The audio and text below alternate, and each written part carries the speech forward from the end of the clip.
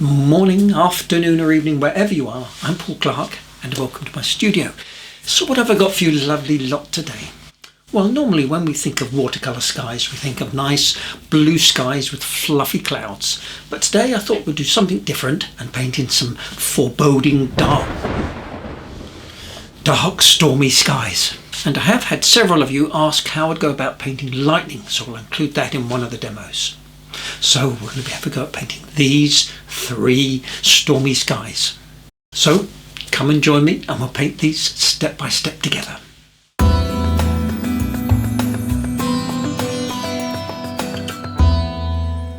Okay, so for today's materials, on all 3 exercises I'm going to be using some Fabriano Artistico, 100% cotton, 300 pound nice and thick, so it won't need stretching.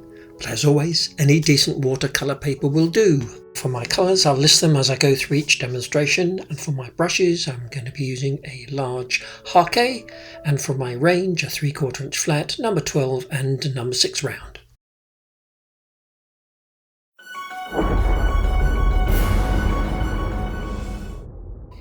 So several people have asked me how I would paint lightning, so this is a bit of an experiment for me, but I'm starting off using a very old rigger brush and some masking fluid. Nice wiggly lines, we don't want anything straight.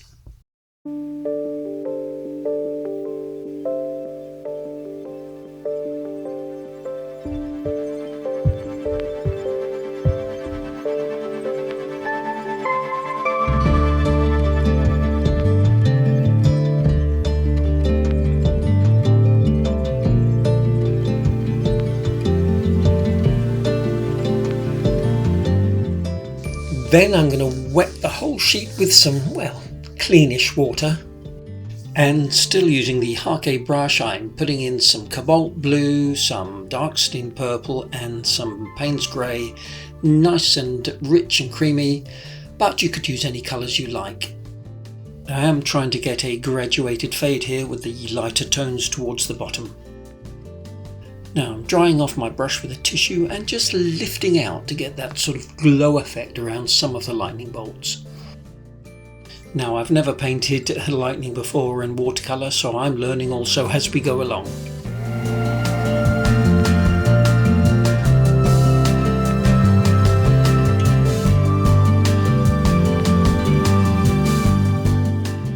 So when that's totally dry, I'm coming back in with my rigger brush again and some masking fluid and painting in these little forks of lightning.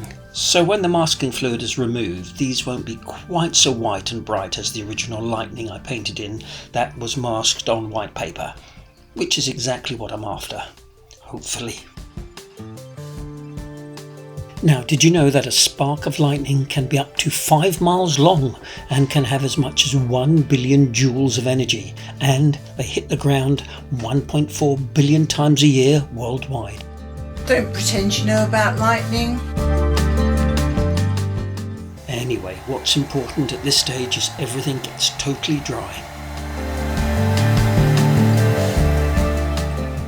Then I'm completely re-wetting the whole sheet again with clean water, and then coming back in with all the same colours but a much stronger consistency.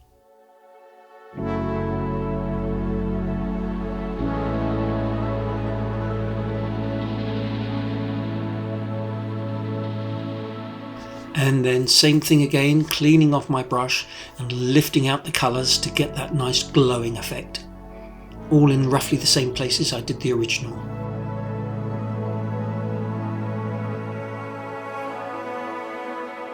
Then while it's still wet, coming in with some Payne's grey to suggest a bit of land along the bottom here.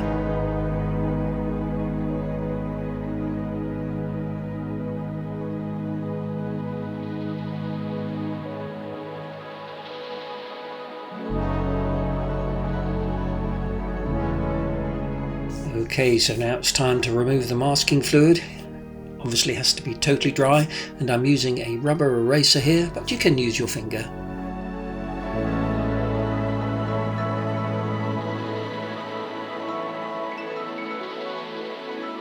Next I'm using this 0.8 Jelly Roll gel pen just to get in these little forks of lightning.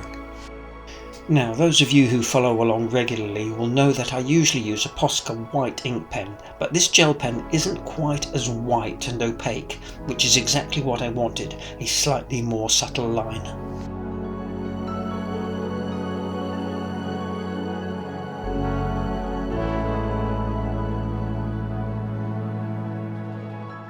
Now, I don't like here the way the lightning comes in front of the land, so I'm just using a little bit of Payne's Grey to push it behind the hill, and then just softening the edges with some clean water to blend it in.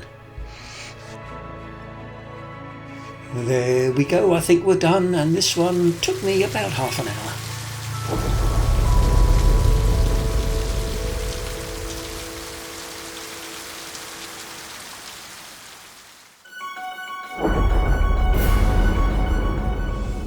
So for this next exercise, let's experiment, and I can genuinely say I have no real plan on this one. Let's just see what unfolds. Starting by part wetting the paper and just throwing in some colours, and I'll list them all below as I use them. But really what I'm trying to do is get some going in wet, some going into dry paper. And a big flat brush like this really stops you from fiddling.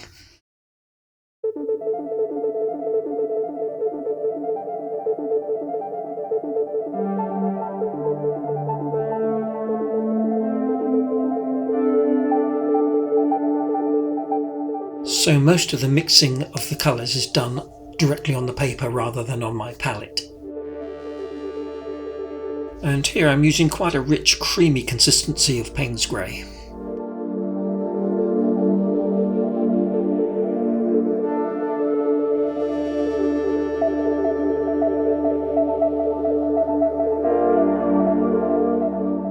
So with something this loose and random, you could paint this several times and it would look totally different. So I'm not expecting your version to look anything like mine. Just have fun with this, and as I said earlier, experiment.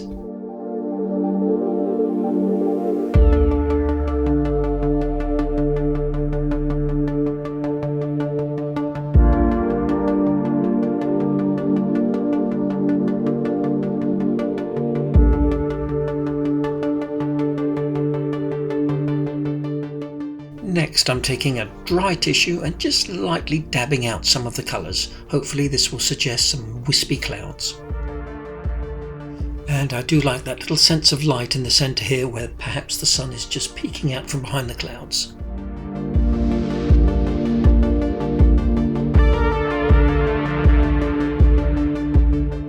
A few more cloud shapes here with a dry tissue.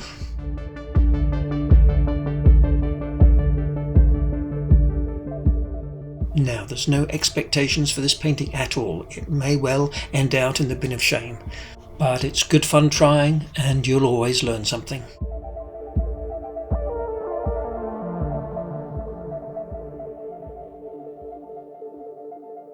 Let's get a bit more paint in while it's still wet to really darken those corners. And a good tip while you're dabbing out is to twist your paper, because you don't want a sort of step and repeat pattern.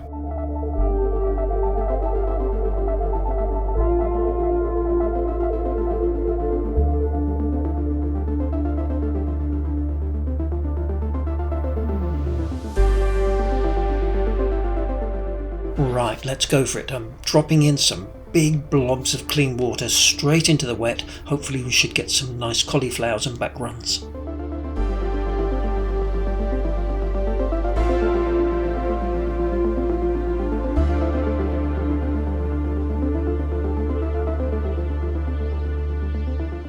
Yep, they worked a treat. Not sure if they look like clouds at the moment, but I'm loving the effect. Right, so it's totally dry, so I'm re-wetting the complete sheet of paper, being quite careful though. Light touch, I don't want to smudge anything. And then the plan is to put a very light goldy coloured wash over all the white light areas. Hopefully it'll suggest that the yellowy light is illuminating the clouds.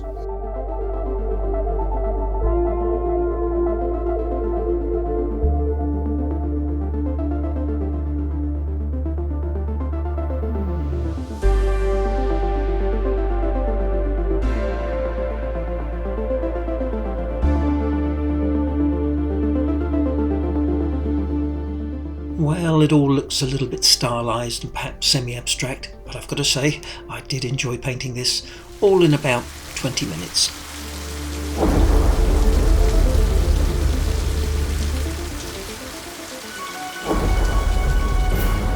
So for this last exercise, we're going to be painting more of a scene, so we're going to have a look at painting this seascape. So again, starting painting with clean water just up to the horizon line. And that's all the drawing you need, just one straight line about a third up from the bottom.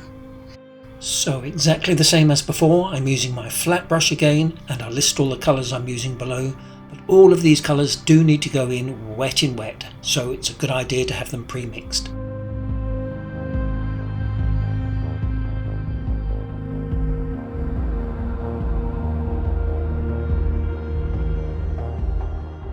And you can see here I'm trying to create a sort of diagonal flow here just to suggest movement in the clouds.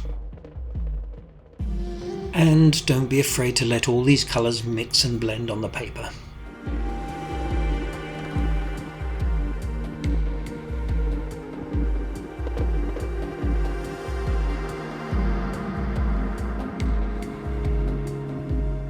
Even adding in here a touch of purple to add some interest.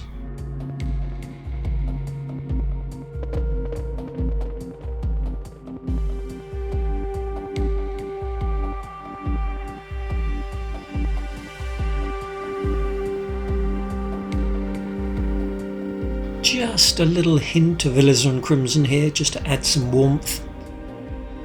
And I love using my flat brush for clouds because you can just twist it slightly and you can get all these different variations of brush strokes.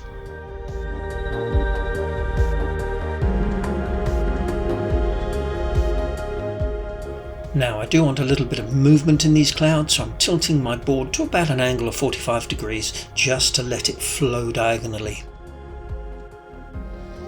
And I'm continuing to paint even though I've still got my board tilted. And again, I've mentioned this many times before, using 100% cotton paper is really going to keep the paper wet that much longer.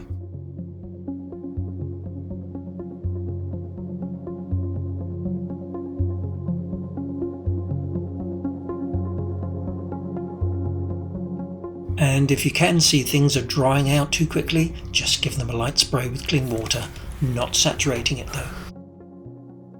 And tilting again to get that little bit of movement.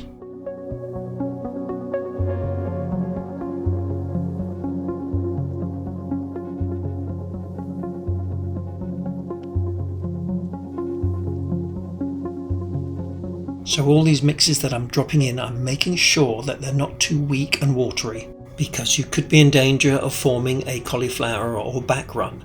And although I love them, as seen in the previous tutorial, in this sky I want some nice soft natural blends.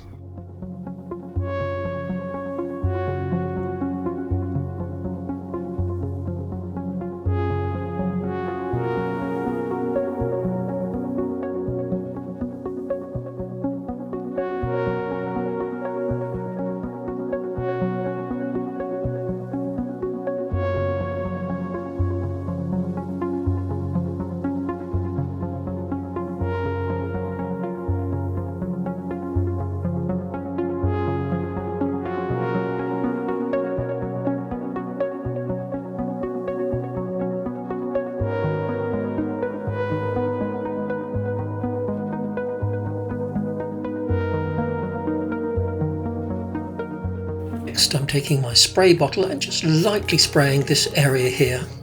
And again, using my flat brush, I'm adding a few wispy clouds on top.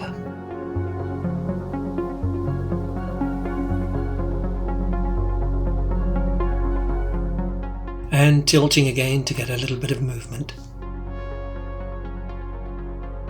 And now the sky is dry, I'm just re-wetting the bottom section where the sea is. And using all the colours that I'm listing below to get a reflection into the sea.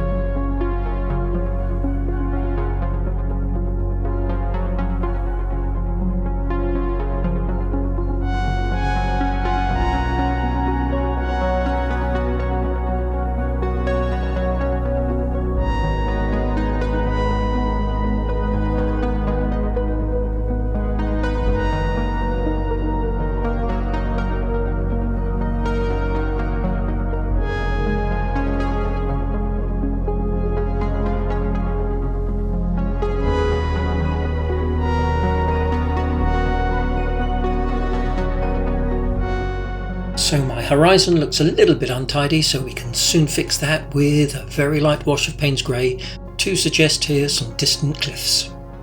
And I'm using my number 6 brush for this. And for this headland here, Payne's Grey again, but I'm making this a little bit darker to suggest it's a little bit closer.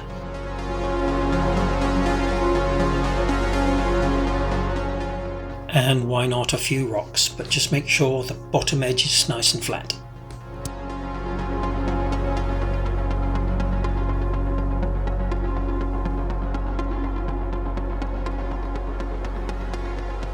There we go, all done, and this one in just over an hour.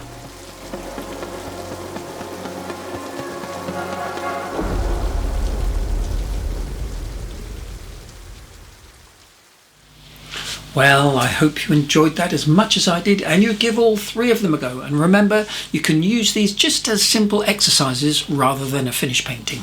And also remember to experiment, especially with that second one. Splash around with the colour, just see where it takes you. And of course, in the meantime, please don't forget to like, subscribe if you haven't already, leave a comment. I do read every single one, can't always reply to them all. And of course, I'll look forward to seeing you all again next week for another Watercolour Wednesday. Have a great week, everyone. Bye for now.